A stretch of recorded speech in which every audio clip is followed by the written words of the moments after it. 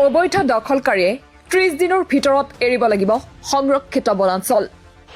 নিৰ্ধাৰিত সময়ত বনাঞ্চল ত্যাগ নকৰিলে জিলা প্ৰশাসন, আৰক্ষী, বন বিভাগে ল'ব ব্যৱস্থা। গুৱাহাটী উচ্চ ন্যায়ালয়ৰ কঠোৰ নিৰ্দেশনা।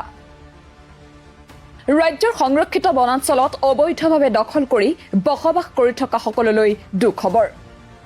অবৈধ দখলকাৰীসকলে অহা 30 দিনৰ ভিতৰত এৰিব লাগিব বনাঞ্চল। যদিহে নিৰ্ধাৰিত সময়ৰ ভিতৰত বনাঞ্চল ত্যাগ নকৰে তেন্তে জিলা প্ৰশাসন, আৰক্ষী আৰু বন বিভাগে গ্ৰহণ কৰিব ব্যৱস্থা। গুৱাহাটী উচ্চ ন্যায়ালয়ে এই সন্দৰ্ভত দিছে এক কঠোৰ ৰায় তথা নিৰ্দেশ। 1649/2026 নম্বৰৰ লেখ আবেদনখনৰ ৰায় দি ন্যায়াধীশ দেৱাশিষ বৰুৱাৰ এজনীয়া বিচাৰপীঠে যোৱা 8 জুনত দিছে এই গুৰুত্বপূৰ্ণ ৰায়।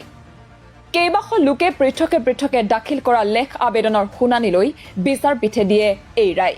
237 পৃষ্ঠাৰ ৰায়ত বিচাৰপীঠে নিৰ্দেশনা প্ৰদানৰ 30 দিন অতিক্ৰম কৰাৰ পাছত অসম শক্তি বিতৰণ কোম্পানীৰ পৰিচালন সঞ্চালকক সংৰক্ষিত বনাঞ্চলত বসবাস কৰা অবৈধ দখলকাৰীৰ বিদ্যুৎ সংযোগ বিচ্ছিন্ন কৰিবলৈ নিৰ্দেশ দিছে।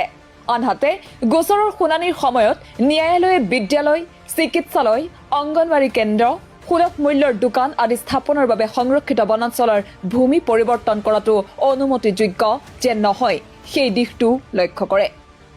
এনে প্ৰেক্ষাপটত ন্যায়ালয়ে সংৰক্ষিত বনাঞ্চলৰ ভিতৰত স্থাপন কৰা সুবিধাসমূহৰ ক্ষেত্ৰত সঠিক ব্যৱস্থা গ্ৰহণ কৰিবলৈ ৰাজ্য চৰকাৰৰ মুখ্য সচিবক নিৰ্দেশ দিয়ে।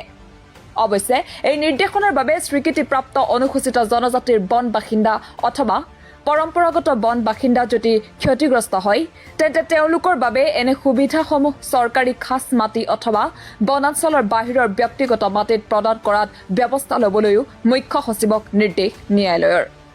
ন্যায়ালয়ে ৰায়ত এটা গুৰুত্বপূৰ্ণ নিৰ্দেশনা দিছে। অবৈধ দখলকাৰীৰ পৰা উদ্ধাৰ কৰা বনাঞ্চলৰ ভূমি অন্য কামত ব্যৱহাৰ কৰিব নোৱাৰিব বন বিভাগে। অবৈধ দখলমুক্ত কৰা বনাঞ্চলৰ ভূমিত কৰিব লাগিব বনানীকৰণ।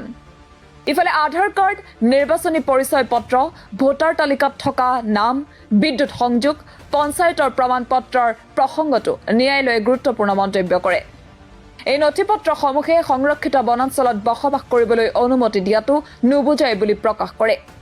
ইয়াৰ বাহিৰেও ৰাজ্য চৰকাৰৰ ৰাজহ বিভাগে অসম ভূমি আৰু ৰাজহ অধিনিয়ম 1886 অনুসৰি সংৰক্ষিত বনাঞ্চলৰ কোনো মাটিৰ ওপৰত কোনো অধিকাৰ প্ৰদান কৰিব নোৱাৰে। সেয়ে সংৰক্ষিত বনাঞ্চলৰ ভিতৰত থকা মাটিৰ বাবে ৰাজহ বিভাগে পট্টা প্ৰদান কৰা অথবা ৰাজহ সংগ্ৰহ কৰা কাৰ্যই বনাঞ্চলৰ মাটিৰ ওপৰত কোনো অধিকাৰ সৃষ্টি নকৰে।